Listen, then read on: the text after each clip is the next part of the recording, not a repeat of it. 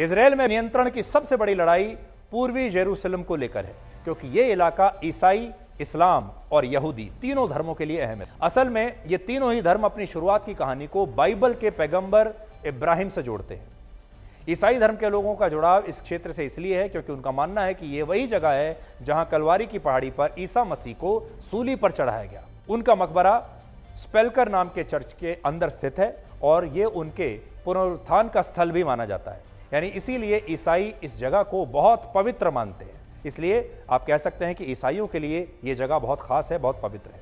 मुसलमानों के लिए इसलिए अहम है क्योंकि डोम ऑफ रॉक और अल अक्सा मस्जिद यहीं पर है। यह मस्जिद इस्लाम का तीसरा सबसे पवित्र स्थल है और मुसलमानों का मानना है कि पैगंबर मोहम्मद साहब ने अपनी यात्रा के दौरान मक्का से यहां तक का सफर तय किया था और सभी जो प्रॉफिट हैं उनकी आत्माओं के साथ उन्होंने प्रार्थना की थी। इस मस्जिद से कुछ ही कदम की दूरी पर डोम ऑफ रॉक की आधारशिला है और मुसलमान मानते हैं कि यहीं से पैगंबर मोहम्मद साहब जन्नत की तरफ रवाना हुए।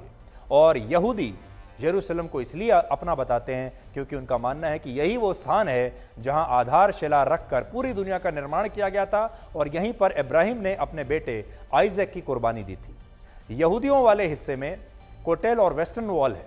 यह दीवार पवित्र मंदिर का अवशेष है। यानी यरूशलेम ईसाई, इस्लाम और यहूदी तीनों धर्मों के केंद्र में है और सारे विवाद यहीं से शुरू होते हैं।